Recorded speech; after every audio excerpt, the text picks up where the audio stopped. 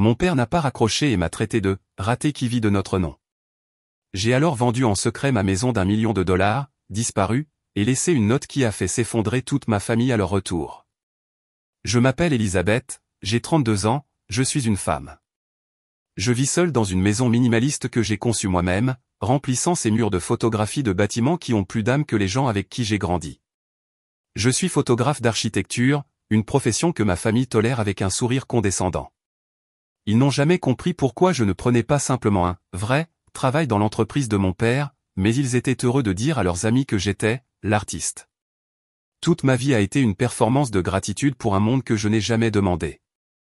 Un monde bâti sur le pouvoir de notre nom de famille. Un nom que j'étais sur le point d'abandonner pour toujours. C'est l'histoire de comment un appel téléphonique négligent, une seule phrase entendue par hasard, m'a donné la force de démanteler la cage dorée que ma famille avait construite autour de moi. Ils me considéraient comme leur dépendante, leur échec, celle qui n'arriverait jamais à rien. Ils étaient sur le point de découvrir tout ce qu'une ratée pouvait accomplir lorsqu'elle décidait enfin d'arrêter de jouer leur jeu. Avant que cette histoire ne se déroule, j'aimerais me connecter avec vous. Veuillez me faire savoir dans les commentaires d'où vous regardez et quelle heure il est dans votre coin du monde. C'est incroyable de voir jusqu'où ces histoires peuvent voyager. La vie dans l'orbite de la famille Harrison. Ma famille était régie par un ensemble de règles non écrites mais rigoureusement appliquées. Règle numéro 1, l'image publique est tout. Règle numéro 2, la loyauté familiale est absolue, ce qui n'était qu'une autre façon de dire que la loyauté envers mon père, George, était absolue. Et règle numéro 3, celle qui s'appliquait spécifiquement à moi, sois reconnaissante. On me rappelait constamment cette obligation, non pas avec des mots, mais avec des gestes, des cadeaux, avec l'air même que je respirais. Ma vie, laissez-ils entendre, était un cadeau qu'ils m'avaient généreusement accordé, et il serait terriblement impoli de ne pas en être reconnaissante. Mon père, George Harrison, était un titan dans le paysage financier de la ville. Il était le PDG de Harrison Investment, une société que son propre père avait fondée. Il était vif, charismatique en public et dégageait une aura d'autorité qui faisait taire les pièces. Ma mère, Emma, était l'épouse d'entreprise parfaite. Élégante, socialement adepte et farouchement protectrice de la réputation de la famille. Elle présidait des galas de charité et siégeait au conseil d'administration de musées. Toute son existence était une masterclass dans la performance de la richesse. Puis il y avait mon frère aîné, Charles. Il était l'héritier, le Golden Boy, l'incarnation vivante de l'ambition de mon père. Il avait suivi le chemin prescrit sans dévier. École de commerce de l'Ivy League, un emploi dans une entreprise rivale pendant exactement 2 ans pour faire ses preuves, puis une ascension rapide au poste de vice-président chez Harrison Investment. Il était beau, confiant et totalement dépourvu du doute de soi qui semblait me tourmenter. Pour mes parents, Charles était une réussite. J'étais un projet. Mon choix de devenir photographe d'architecture avait été une source de déception silencieuse et latente pour eux. Ce n'était pas une carrière dont ils pouvaient se vanter dans leur country club. Il n'y avait pas d'option d'achat d'actions, pas de bureau d'angle, pas d'échelle claire à gravir. C'était de l'art, ce qui, dans leur monde, était un passe-temps, pas une profession. Pourtant, ils ont joué leur rôle. Quand j'ai décidé de construire ma propre maison il y a 5 ans, mon père avait offert l'argent pour le terrain et la construction en cadeau. Chaque Harrison a besoin d'une base convenable, Elisabeth, avait-il dit en me tapant sur l'épaule. Considère cela comme un investissement dans ton avenir. Je savais que ce n'était pas seulement un cadeau. C'était une laisse. La maison, une superbe pièce d'architecture moderne évaluée à plus d'1 million de dollars, se trouvait dans une banlieue riche à seulement 20 minutes de leur vaste domaine. Elle me gardait proche, attaché à leur monde, une belle pièce d'exposition dans leur collection de réussite. J'étais la fille artiste avec la belle maison. Le fait que je l'avais conçue moi-même et que mon entreprise de photographie était en fait florissante, me valant des articles dans des magazines prestigieux, était une note de bas de page qu'il mentionnait rarement. Mon succès était le mien, mais la fondation sur laquelle il était construit la maison, l'éducation, le nom était la leur, et il ne me laissait jamais l'oublier. Mes journées étaient un exercice d'équilibre délicat. Je passais des semaines sur la route, capturant la beauté austère d'un nouveau musée ou la dignité tranquille d'une maison historique, me sentant libre et capable. Puis je revenais et le poids des attentes se posait à nouveau sur mes épaules. Les dîners du dimanche étaient obligatoires. Les vacances en famille n'étaient pas négociables. Ma vie était cloisonnée. Le monde vibrant et indépendant que j'avais construit pour moi-même et la cage dorée dans laquelle on s'attendait à ce que je retourne. Ma meilleure amie, Martha, était la seule à vraiment comprendre. Nous étions amis depuis l'université, et elle était tout ce que ma famille n'était pas directe, sans prétention et farouchement loyale envers moi, pas envers mon nom de famille. Ils ne te voient pas, Lise, me disait-elle autour d'un café. Ils voient un reflet d'eux-mêmes. Ton succès ne compte pour eux que s'ils peuvent s'en attribuer le mérite. Elle était avocate en immobilier, une profession qui était à la fois impressionnante et, dans son cas, un moyen d'aider les gens à naviguer dans des situations compliquées. Je n'ai jamais su à quel point ces compétences deviendraient vitales pour moi. J'essayais de croire que ma famille m'aimait à sa manière. J'essayais de voir leur contrôle comme de l'inquiétude, leur jugement comme un désir de ma sécurité. La maison n'était pas une laisse. C'était un filet de sécurité. Les appels constants n'étaient pas de la surveillance. C'était juste pour garder le contact. Je trouvais des excuses pour les pics subtils, les compliments à double sens, la façon dont mes accomplissements étaient toujours minimisés à côté de ceux de Charles. Oh, un autre article de magazine. C'est charmant, ma chérie, disait ma mère avant de passer immédiatement à autre chose. Charles vient de conclure un accord qui va rapporter 8 chiffres à l'entreprise. Nous sommes si fiers. Je souriais et hochais la tête, la piqûre familière de l'inadéquation m'envahissant. C'était le prix d'entrée dans la famille Harrison. Je l'acceptais parce que je pensais que je le devais. Je l'acceptais parce qu'au fond de moi, une partie de moi craignait qu'ils aient raison.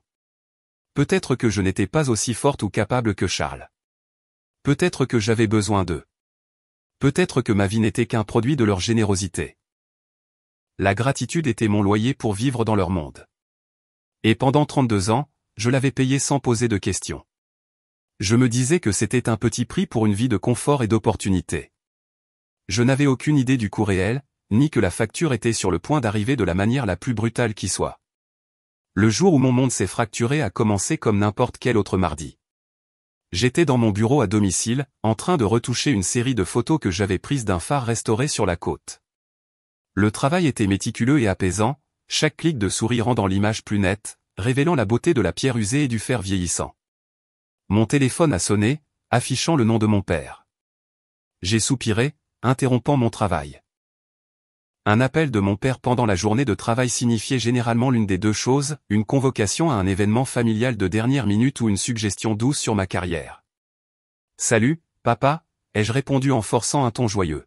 « Tout va bien ?»« Elisabeth, juste la personne qu'il me fallait », a-t-il dit, sa voix résonnant avec son autorité habituelle. « Ta mère et moi partons en Europe pour un mois. Une petite escapade en Italie et en Grèce. Nous partons jeudi.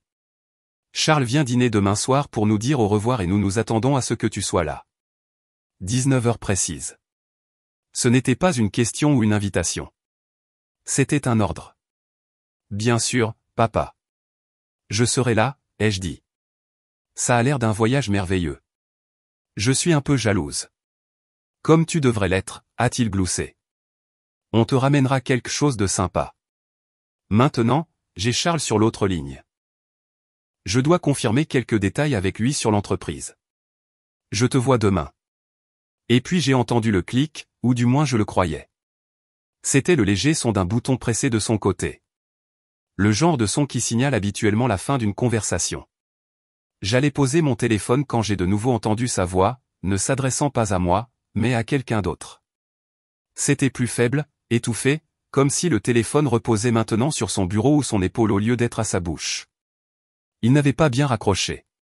Mon premier instinct a été de raccrocher moi-même. Il me semblait indiscret d'écouter, mais j'ai entendu mon nom et je me suis figé. C'était Elisabeth ? C'était mon frère Charles. Sa voix était plus claire maintenant, comme si mon père l'avait mis sur haut-parleur. Oui, a grogné mon père. Le ton joyeux et autoritaire qu'il avait utilisé avec moi avait disparu, remplacé par quelque chose de las et de méprisant. Je lui rappelais juste ses devoirs filiaux. Charles a ri. Ce n'était pas un rire gentil. Il était vif et dérisoire. Dieu nous en préserve, la grande artiste manque un dîner de famille. A-t-elle la moindre idée de ce que sa maison nous coûte en impôts et en entretien? Ne me lance pas là-dessus, a rétorqué mon père, et mon estomac s'est noué. Ta mère n'arrête pas de dire que c'est un bon investissement dans le portefeuille de la famille, mais je sais ce que c'est. C'est un monument à la médiocrité. Chaque mot était un coup physique. Je me suis affaissé sur ma chaise, ma main agrippant le téléphone si fort que mes jointures sont devenues blanches. J'ai senti mon souffle se couper dans ma poitrine, mes oreilles bourdonner. C'était mon père. C'était mon frère qui parlait de moi. Elle n'arrivera jamais à rien, Charles. Tu le sais, a poursuivi mon père, sa voix teintée d'un étrange mélange de résignation et de mépris. C'est juste une ratée qui vit de notre nom, à prendre des photos de bâtiments. C'est une blague. Dieu merci, je t'ai pour reprendre l'entreprise. Au moins un de mes enfants est une réussite. Un temps de silence, puis sont venus les mots qui ont brisé les derniers vestiges de mon déni. Charles a répondu, son ton dégoulinant d'amusement. Eh bien, quelqu'un doit bien payer pour ses petits passe-temps. Ne t'inquiète pas, papa. Je m'assurerai que son allocation soit toujours prise en charge quand je serai aux commandes. Et puis ils ont ri tous les deux. C'était un rire partagé, complice, le son de deux personnes confirmant une vérité qu'ils avaient tous deux acceptée depuis longtemps. Pour eux, je n'étais pas une fille ou une sœur. J'étais un fardeau financier, un échec, un cas de charité. La ligne téléphonique est devenue silencieuse. Cette fois pour de bon. Je suis resté assise dans le bureau silencieux, l'écho de leur rire résonnant encore dans mes oreilles. Le bel espace lumineux que j'avais conçu et chéri m'a soudain semblé être une prison. Les photos sur mon écran, des images dont j'étais si fier quelques minutes auparavant, semblaient futiles et pathétiques. Un monument à la médiocrité, une ratée vivant de notre nom. Les mots se rejouaient dans ma tête, une bande-son vicieuse et en boucle de ma vie. Chaque cadeau, chaque acte de générosité, chaque soutien a été soudainement recontextualisé. Ce n'était pas de l'amour ou de l'inquiétude. C'était une transaction. Il me soutenait pour maintenir l'image de la famille, tout en se moquant en privé de mon incapacité à me débrouiller seul. Le pire, c'était la honte profonde et écrasante. Une partie sombre de mon esprit me murmurait qu'ils avaient raison. M'étais-je trompé tout ce temps? Mon indépendance était-elle une illusion complète? N'étais-je qu'une enfant jouant à être une adulte qui réussit, financée par un père qui me voyait comme une blague? Les larmes me sont montées aux yeux, chaudes et en colère. Mais sous la douleur, quelque chose d'autre s'agitait, un noyau de rage froid et dur. C'était un sentiment que j'avais réprimé pendant des années, une fureur que j'avais toujours redirigée vers l'intérieur sous forme de doute de soi. Mais maintenant, elle avait une cible. Il m'avait sous-estimé toute ma vie. Il me voyait comme faible, dépendante et insignifiante. Il pensait que je continuerais simplement à sourire et à dire merci, contente dans ma cage dorée. Ils avaient commis une erreur fatale. Ils avaient oublié de raccrocher le téléphone. Et ce faisant, ils venaient de me donner la clé de ma propre liberté. La performance était terminée. Les heures qui ont suivi cet appel téléphonique ont été un flot de fureur froide et silencieuse. Je n'ai plus pleuré. La douleur s'était cristallisée en quelque chose de vif et de clair. La résolution. J'ai traversé ma belle maison ensoleillée, un foyer dans lequel j'avais mis tout mon cœur, et je l'ai vue pour ce qu'elle était devenue, un symbole de leur tromperie.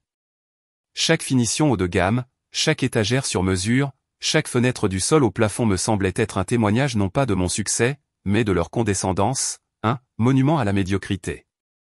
Les mots étaient gravés dans mon esprit. J'ai annulé mes rendez-vous pour le reste de la semaine, invoquant une affaire personnelle soudaine. Je ne pouvais pas faire face aux clients. Je ne pouvais pas faire semblant de me soucier des lignes épurées d'un bâtiment alors que les fondations mêmes de ma vie venaient de s'effondrer. Mon premier instinct a été de les confronter, d'entrer en trompe dans ce dîner d'adieu le lendemain soir, de jouer un enregistrement de l'appel. J'avais instinctivement appuyé sur le bouton d'enregistrement de l'écran de mon téléphone au milieu de leur conversation, et de regarder leur visage alors que leur hypocrisie était mise à nu. Mais à quoi cela servirait-il? Ils le nieraient. Ils me manipuleraient, me traiteraient d'hystérique et m'accuseraient d'écoute clandestine. Ils tordraient la situation jusqu'à ce que je sois celle qui a tort, la fille ingrate qui avait violé leur vie privée. Ils avaient passé toute une vie à maîtriser exactement ce genre de guerre psychologique. Une confrontation directe serait une bataille sur leur terrain, et je perdrais. Non, une explosion ne fonctionnerait pas. Il me fallait quelque chose de plus calme, de plus froid et de beaucoup plus permanent. Il me fallait démanteler ma vie telle qu'ils la connaissaient, pièce par pièce, jusqu'à ce qu'il ne reste plus rien pour eux à contrôler ou à rabaisser. La première personne que j'ai appelée était Martha. Elle a répondu à la deuxième sonnerie. Et, Lise, quoi de neuf? Je n'ai pas pu former les mots au début. Un sanglot étranglé s'est échappé de mes lèvres, et elle est immédiatement passée en état d'alerte. Lise, ça va? Où es-tu? Je suis à la maison, ai-je réussi à dire, la voix tremblante. Peux-tu venir? Il s'est passé quelque chose. Elle était à ma porte en 20 minutes, un regard inquiet sur le visage. Je l'ai laissée entrer et sans un mot, je lui ai fait écouter l'enregistrement. Elle a écouté, son expression passant de l'inquiétude à l'incrédulité, puis à une rage pure et sans mélange pour moi. Quand ce fut terminé, elle n'a pas offert de platitude ni de câlin réconfortant. Elle m'a juste regardé, les yeux flamboyants. D'accord, a-t-elle dit, la voix basse et stable. Alors, qu'allons-nous faire à propos de ces gens? Le mot « nous » a été la première encre de toute ma journée. Il m'a ancré, m'a rappelé que je n'étais pas entièrement seul. Je veux partir, Martha, ai-je dit. Les mots semblaient lourds et réels en les prononçant. Complètement. Je veux disparaître de leur vie si complètement qu'il ne leur restera plus rien à pointer du doigt, plus rien à se moquer et plus rien à contrôler. Martha a hoché la tête lentement, son esprit juridique déjà en marche. Disparaître est une chose. Le faire d'une manière qui te protège et coupe tous les liens en est une autre. Ils ont un levier financier sur toi. À commencer par cette maison. Elle avait raison. Le cadeau de la maison était ma plus grande vulnérabilité. Mon père l'avait payé, mais l'acte était à mon nom. Du moins, c'est ce que je pensais. Commençons par là, a dit Martha en sortant son ordinateur portable de son sac. Je vais consulter les registres de propriété de cette adresse dès maintenant. Je veux voir exactement comment le titre est détenu. Nous sommes restés assises en silence pendant qu'elle tapait, le son des touches remplissant le salon caverneux. J'ai observé son visage, priant pour qu'elle ne trouve pas ce que nous soupçonnions toutes les deux. Après quelques minutes, sa mâchoire s'est crispée. Elle a tourné l'écran vers moi. Ils sont malins, a-t-elle dit d'un ton sombre. L'acte est à ton nom, mais ton père est répertorié comme créancier hypothécaire. Il a placé une hypothèque privée sur la propriété pour la valeur totale des coûts de construction, garantie contre la maison elle-même. Mon sang s'est glacé. Qu'est-ce que ça veut dire? Ça veut dire que si tu vends la maison, il est remboursé en premier sur le produit de la vente. Ça veut aussi dire qu'il pourrait, en théorie, te saisir si tu violais une clause qu'il a enfouie dans l'accord. Ce n'était pas un cadeau, Lise. C'était un prêt avec des ficelles invisibles. Il t'a donné l'illusion de la propriété, mais il détient tout le pouvoir. Bien sûr qu'il l'avait fait. C'était sa signature, un acte de générosité supposé qui était en réalité un mécanisme de contrôle finement ouvragé. Cela garantissait que je ne pourrais jamais vraiment être libre sans sa permission.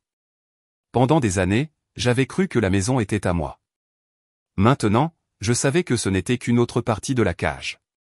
Donc je ne peux pas simplement la vendre et partir, ai-je demandé, une vague de désespoir m'envahissant. Pas en gardant l'argent, a confirmé Martha. Mais le privilège est la seule chose qui te lie financièrement à lui sur cette propriété. Tu as payé les impôts, l'assurance, l'entretien. Tu as une valeur nette, surtout depuis que la valeur marchande a augmenté depuis sa construction. Elle s'est penchée en avant, les yeux vifs. Il pourrait y avoir un moyen, mais ça doit être rapide et discret. Ils partent en Europe dans 2 jours. Ça nous donne une fenêtre, une toute petite fenêtre. Un plan a commencé à se former dans le chaos de mon esprit, vague au début, puis prenant forme et substance. C'était audacieux, terrifiant, et me semblait absolument, indéniablement juste. Ils me prenaient pour une ratée, une dépendante qui ne pouvait pas survivre sans eux. J'allais leur montrer de quoi leur petite ratée était capable. Martha, ai-je dit, ma voix stable pour la première fois depuis l'appel. À quelle vitesse peux-tu m'aider à vendre une maison? Elle a regardé le dossier de propriété accablant sur son écran, puis le nouveau regard d'acier dans mes yeux. Un lent sourire s'est étendu sur son visage. Pour toi, Lise? On va voir ça. Brûlons tout. Les fissures dans les fondations de ma vie avaient été exposées. Il était maintenant temps de faire s'effondrer toute la structure. Le dîner d'adieu a été la performance la plus difficile de ma vie. Je suis entré dans la maison opulente de mes parents, l'air épais de l'odeur des lys et du parfum coûteux, et je les ai salués avec le même sourire répété que je portais depuis des années. Mon père, Georges, m'a serré dans une brève et raide étreinte, sentant le scotch et l'autosatisfaction. Ma mère, Emma, a embrassé l'air à côté de ma joue et a complimenté ma robe, ses yeux me scrutant pour toute imperfection. Et Charles, mon frère, m'a donné une tape amicale dans le dos, la même main qui contrôlerait un jour mon allocation. Leur rire, le même rire que j'avais entendu au téléphone, résonnait dans ma mémoire. J'ai dû physiquement serrer la mâchoire pour ne pas tressaillir. Chaque mot qu'ils disaient était filtré par ma nouvelle compréhension. Quand mon père a porté un toast à la famille, j'ai vu un PDG porteur un toast à ses actifs. Quand ma mère a parlé de leur voyage à venir, j'ai entendu une femme échappant aux légers inconvénients de l'existence de ses enfants. Quand Charles a plaisanté sur le fait de tenir le fort, j'ai vu un prince désireux que le roi abdique. Ils m'ont posé des questions sur mon travail, et je leur ai donné les mêmes réponses vagues et agréables habituelles, les mots ayant un goût de cendre dans ma bouche. J'étais un fantôme à mon propre dîner de famille, les observant de loin, les voyant pour la première fois tels qu'ils étaient vraiment. Des étrangers qui partageaient mon sang mais pas mon cœur. Le lendemain matin, le vrai travail a commencé. Martha et moi nous sommes retrouvés dans un petit café anonyme du centre-ville. Notre table était couverte de documents. D'accord, la première phase est la vitesse, a dit Martha en me tendant un dossier. J'ai une liste d'acheteurs au comptant et de groupes d'investissement immobilier spécialisés dans les ventes rapides hors marché. Le prix sera légèrement inférieur à la valeur marchande, mais ce sera rapide et discret. Pas de panneaux à vendre sur la pelouse, pas d'annonce publique. De combien inférieur, ai-je demandé. Peut-être de 5 à 7%.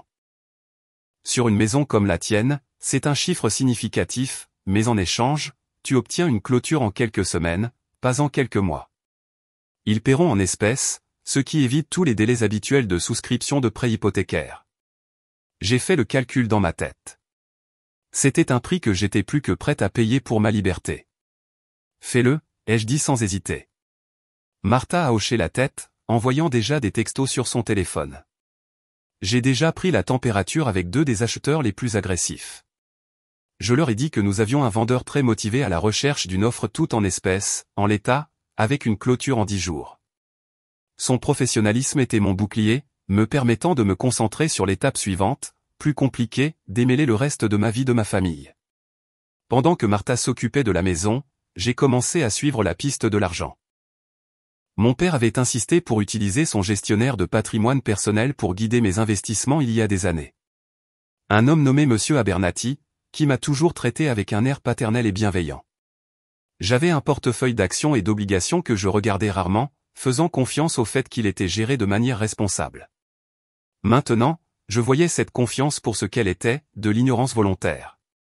Je me suis connecté à mon compte d'investissement, les mains tremblant légèrement. Je m'attendais à trouver plus de ficelles, plus de comptes détenus conjointement ou contrôlés par mon père. À ma surprise, le portefeuille était entièrement à mon nom. Il était substantiel, un mélange d'actions de premier ordre et de fonds communs de placement. Pendant un instant, j'ai ressenti une lueur d'espoir. Peut-être que cela, au moins, était vraiment à moi. Mais j'ai remarqué quelque chose d'étrange. Le compte avait été créé en tant que trust, avec moi comme bénéficiaire. Le fiduciaire? Mon père. J'ai immédiatement appelé Martha. Qu'est-ce que ça veut dire s'il est le fiduciaire de mon compte d'investissement, ai-je demandé en faisant les 100 pas dans mon bureau. Ça veut dire qu'il a le contrôle administratif, a-t-elle expliqué, la voix tendue. Il ne peut pas retirer l'argent pour lui-même. Ce serait illégal. Mais il peut prendre des décisions d'investissement et, plus important encore, il peut te bloquer l'accès. Il reçoit probablement des relevés en double. Il sait exactement ce qu'il y a dedans et ce que ça fait. Si tu essaies de le liquider, une alerte lui parviendra directement. Une autre cage. Celle-ci faite de papier numérique. J'ai ressenti une vague de frustration. Il avait construit une forteresse autour de moi avec des murs financiers si hauts que je ne pouvais pas voir par-dessus. Mais chaque forteresse a une faiblesse. A-t-il un moyen de changer le fiduciaire, ai-je demandé. C'est compliqué, a dit Martha. Tu devrais saisir le tribunal, prouver qu'il n'agit pas dans ton meilleur intérêt. Ce serait un combat long et désordonné, et il en serait informé dès le premier jour. Le temps n'était pas de mon côté. Il serait en Europe pendant un mois. Je devais être parti avant leur retour. La vente de la maison me donnerait une somme d'argent importante, mais liquider mon portefeuille me donnerait une liberté véritable et intraçable. J'ai passé les 2 jours suivants à éplucher les documents du trust, le jargon juridique nageant devant mes yeux. Tard dans la 2e nuit, alimenté par du café et un pur désespoir, je l'ai trouvé, une seule clause enfouie au plus profond des petits caractères. Elle stipulait que le bénéficiaire pouvait assumer le rôle de fiduciaire si le fiduciaire actuel devenait, incapable ou autrement injoignable pour une période de plus de 14 jours consécutifs. 14 jours. Mes parents seraient partis pendant 30 jours. Ils seraient en croisière, dans des villages italiens reculés, changeant d'hôtel. Ils seraient, à toutes fins utiles, injoignables. C'était une clause standard, probablement une que les avocats de mon père avaient incluse sans réfléchir, n'imaginant jamais qu'elle serait utilisée contre lui. Mais je pouvais l'utiliser. Avec la bonne documentation itinéraire de vol, réservation d'hôtel les montrant hors du pays et un affidavit sous serment, je pouvais demander à la société d'investissement de m'accorder le contrôle. C'était un pari risqué, un pari sur la bureaucratie d'entreprise et l'improbabilité que quelqu'un remette en question une demande qui était techniquement conforme. C'était mon chemin. La vente de la maison serait mon fonds d'évasion. Prendre le contrôle du trust serait ma déclaration d'indépendance. Ils avaient construit ma cage avec de l'argent, et j'utiliserais ce même argent pour la démolir. J'ai regardé la photo sur mon bureau, une de mes parents et de Charles, tous souriant de leur sourire parfait et répété à un gala. « Vous pensez que je suis une ratée ?» ai-je murmuré à la photographie. « Vous n'avez aucune idée de ce dont je suis capable. » Les 10 jours qui ont suivi ont été une masterclass de chaos contrôlé. Mes parents et Charles sont partis pour l'Europe un jeudi, leur fils d'actualité sur les réseaux sociaux se remplissant immédiatement de photos de coupes de champagne dans un salon d'aéroport de première classe. Dès qu'ils ont été en l'air, mon plan s'est mis en branle. Martha avait fait des miracles. Elle avait trouvé une société d'investissement qui voyait ma maison non pas comme un foyer, mais comme un bien immobilier de premier ordre dans un quartier en pleine appréciation. Ils ont fait une offre toute en espèces qui était juste 4% en dessous de mon prix demandé, et ils ont accepté une clôture en 10 jours. Le privilège que mon père détenait était une complication, mais pas un obstacle insurmontable. La société de titres lui enverrait directement un chèque pour le montant du privilège sur le produit de la vente, et le reste serait viré sur un compte de mon choix, un compte que j'avais déjà ouvert dans une nouvelle banque à mon nom et à mon nom seul. Pendant que la vente était en cours, j'ai commencé l'effacement systématique d'Elizabeth Harrison. J'ai parcouru chaque tiroir, chaque placard, chaque boîte de ma maison.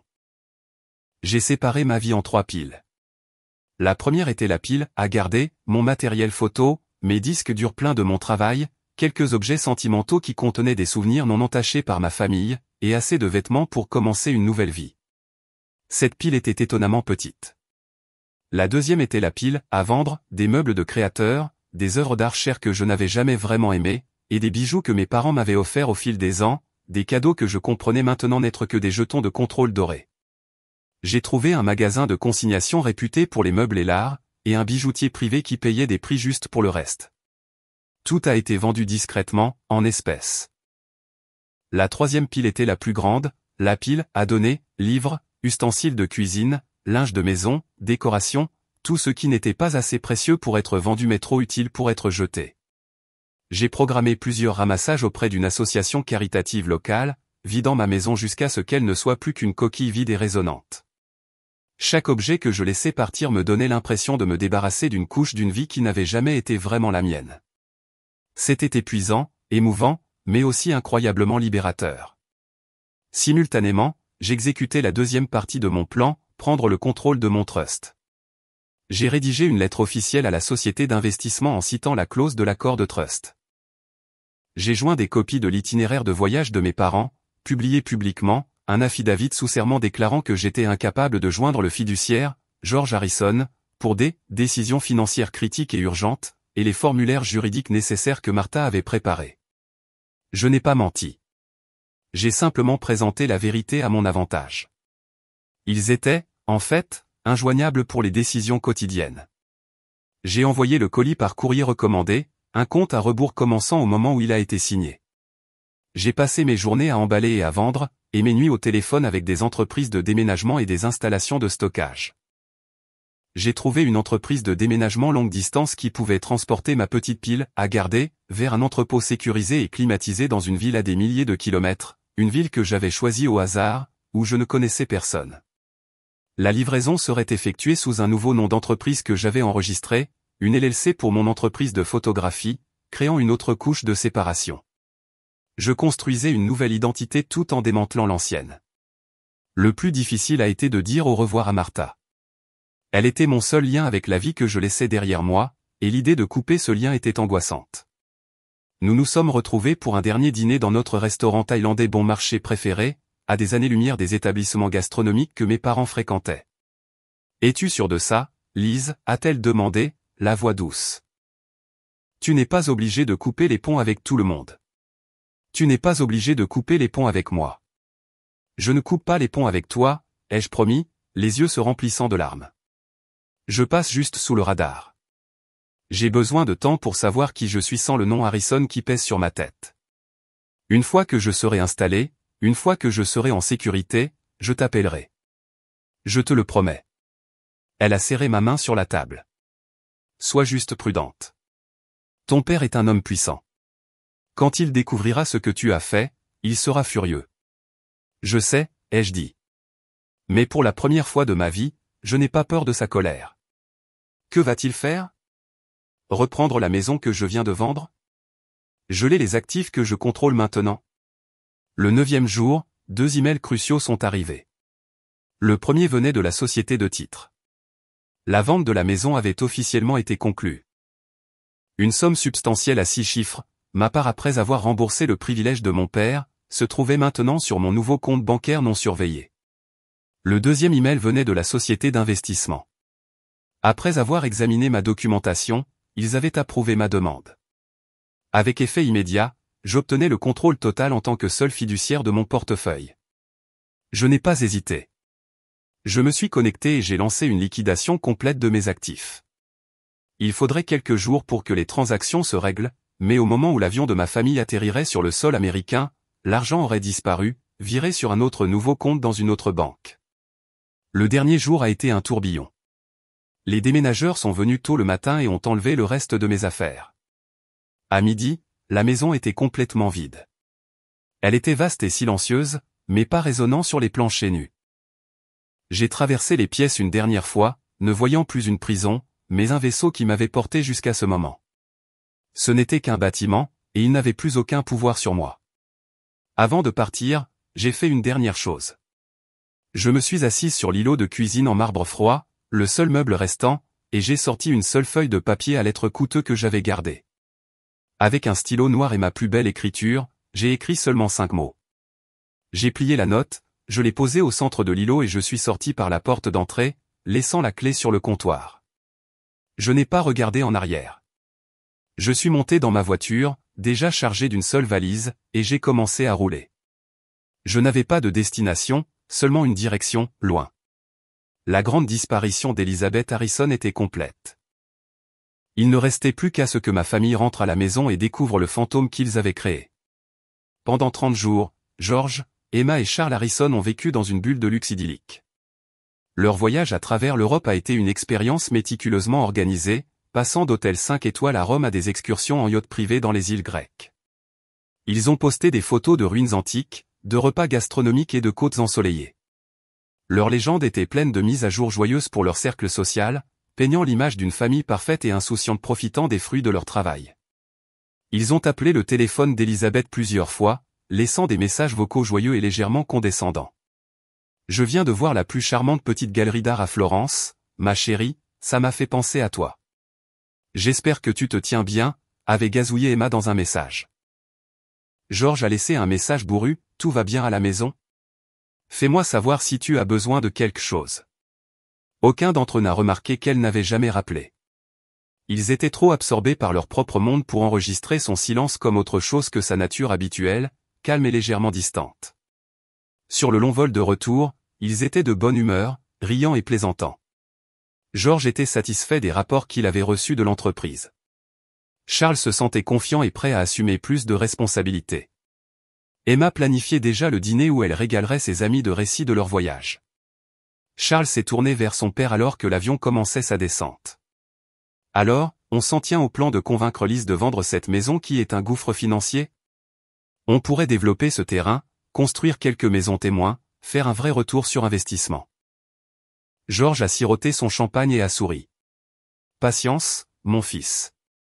On la laissera jouer à la photographe pendant 1 an ou 2. Quand elle s'ennuiera inévitablement ou manquera d'argent, elle viendra nous voir. Elle le fait toujours. Ils ont atterri, sont passés rapidement à la douane et ont été accueillis par leur chauffeur. La conversation sur le chemin du retour était légère, remplie de plans pour les semaines à venir. Alors qu'ils entraient dans la longue allée sinueuse de leur domaine, Georges a décidé sur un coup de tête. James, a-t-il dit au chauffeur, passez devant la maison d'Elisabeth. Je veux m'assurer qu'elle n'a pas laissé le paysage à l'abandon pendant notre absence. La voiture a tourné dans la rue familière bordée d'arbres. En approchant de la maison d'Elisabeth, Emma a été la première à remarquer que quelque chose n'allait pas. C'est étrange, a-t-elle dit en plissant les yeux. Tous les rideaux ont disparu. On peut voir à travers toute la maison. Georges s'est penché en avant. Elle avait raison. La maison avait un aspect vacant, creux. La pelouse bien entretenue était impeccable, mais la maison elle-même semblait vide. Elle les fait probablement nettoyer, a-t-il grogné, bien qu'une lueur d'inquiétude ait brillé dans sa poitrine. Chauffeur, garez-vous dans l'allée. La voiture s'est arrêtée. Georges est sorti, suivi de Charles et Emma, leurs bagages oubliés pour le moment. Il a remonté le chemin de pierre jusqu'à la porte d'entrée et a sorti sa clé de rechange de son trousseau. Une clé qu'Elisabeth ne savait pas qu'il avait. Il l'a insérée dans la serrure et l'a tournée. Rien ne s'est passé. La clé ne tournait pas, que diable, a-t-il marmonné en agitant la clé. Elle a changé les serrures. Charles s'est avancé et a regardé à travers le grand panneau de verre à côté de la porte. Ses yeux se sont écarquillés. Papa, il n'y a rien à l'intérieur. C'est vide. Complètement vide. Emma s'est précipitée à ses côtés, la main à la bouche. Quoi? C'est impossible. Où sont tous ces meubles? Où est Elisabeth? La panique a commencé à s'installer. Le visage de Georges s'est durci. Il a secoué la poignée de la porte, puis a frappé sur la lourde porte en chêne, le son résonnant de manière anormale. Elisabeth, ouvre cette porte. Elisabeth? Seul le silence a répondu. Sa colère montant, il a fait le tour de la maison, cherchant une autre entrée. Il a trouvé une fenêtre arrière légèrement entr'ouverte. Avec un grognement, il l'a forcée et s'est hissé à l'intérieur, tombant sur le sol de la cuisine vide. Le silence était absolu. La maison était une coquille immaculée et stérile. Ses pas résonnaient. Il a traversé le salon vacant, la salle à manger vide, et est monté à l'étage jusqu'aux chambres. Son placard était vide. Les salles de bain étaient impeccables. Il n'y avait pas la moindre trace de sa fille.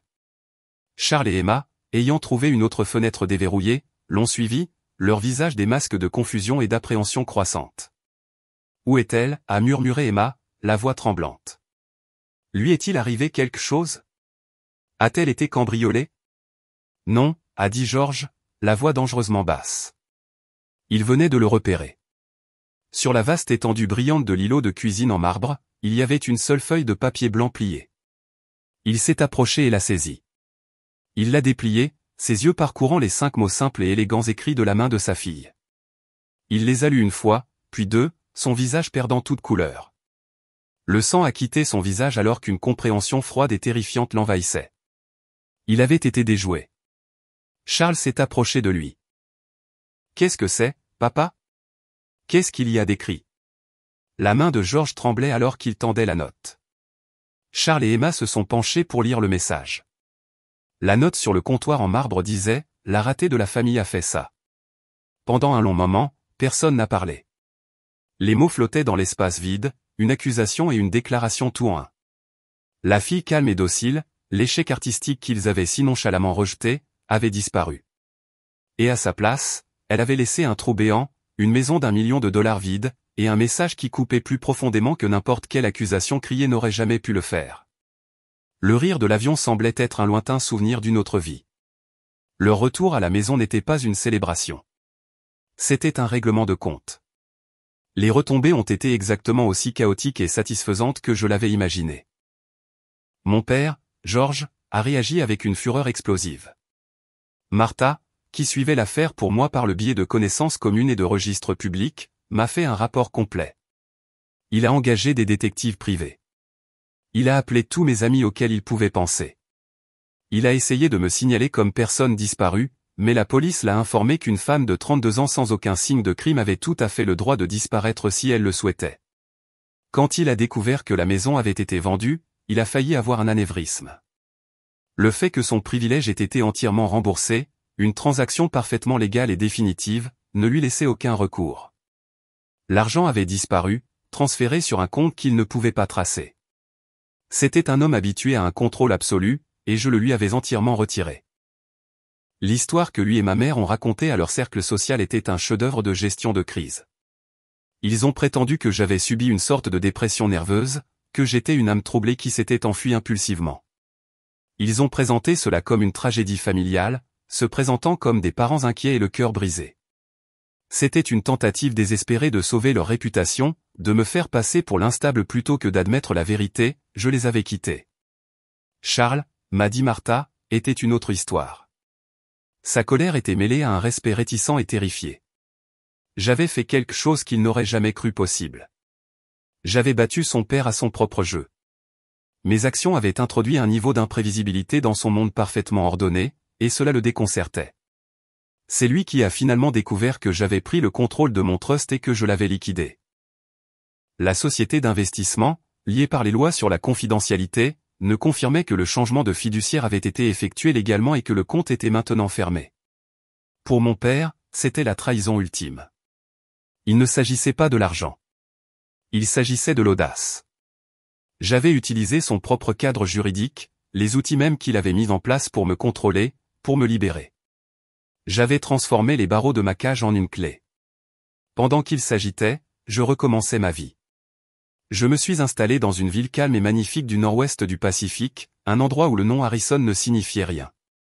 J'ai acheté un petit loft sans prétention dans un entrepôt reconverti, en espèces. Il avait de hauts plafonds, d'immenses fenêtres et de belles vieilles briques, le rêve d'un photographe. Ce n'était pas aussi grandiose que mon ancienne maison, mais c'était la mienne d'une manière que cette maison n'avait jamais été. Chaque brique, chaque poutre, chaque centimètre carré m'appartenait et à moi seul. J'ai continué mon travail, mais sous un nouveau nom professionnel, ma LLC. Sans la pression du jugement de ma famille, ma créativité s'est épanouie. J'ai accepté des projets qui m'excitaient, pas ceux qui auraient l'air impressionnants dans un portfolio. J'ai voyagé non pas dans des complexes 5 étoiles, mais dans des paysages reculés, capturant la beauté brute et honnête du monde. Pour la première fois, ma vie me semblait authentique. Il n'y avait pas de performance, pas de masque à porter. C'était juste moi. Environ 6 mois après mon départ, j'ai envoyé un seul email intraçable à Martha. Il ne contenait qu'un nouveau numéro de téléphone sécurisé et les mots « Je vais bien. Appelle-moi ». Le soulagement dans sa voix quand elle l'a fait était palpable. Nous avons parlé pendant des heures et je lui ai finalement raconté toute l'histoire de mon côté. Elle est devenue mon seul lien restant avec le passé, une amie de confiance qui me tenait au courant de la lente implosion du mythe de la famille Harrison. Ils ne m'ont jamais trouvé. Les détectives privés se sont heurtés à des impasses partout. J'avais créé une rupture nette, une nouvelle vie construite sur des fondations de ma propre fabrication. L'argent de la vente de la maison et de mon trust m'a donné un filet de sécurité, mais j'étais déterminé à vivre des revenus de mon propre travail. L'argent était un outil de liberté, pas une béquille. Je pense souvent à cet appel téléphonique, aux mots négligents et cruels qui m'ont libéré. Mon père et mon frère n'avaient aucune idée qu'à leur moment d'arrogance partagée, ils me faisaient le plus grand cadeau de ma vie, la vérité. Ils m'ont montré mon reflet dans leurs yeux, et j'ai détesté ce que j'ai vu. Non pas parce que je croyais être une ratée, mais parce que j'ai vu combien de temps je leur avais permis de me faire sentir comme tel. Ma vengeance n'était pas dans la maison vide ou l'argent manquant. Ce n'était que le mécanisme de mon évasion.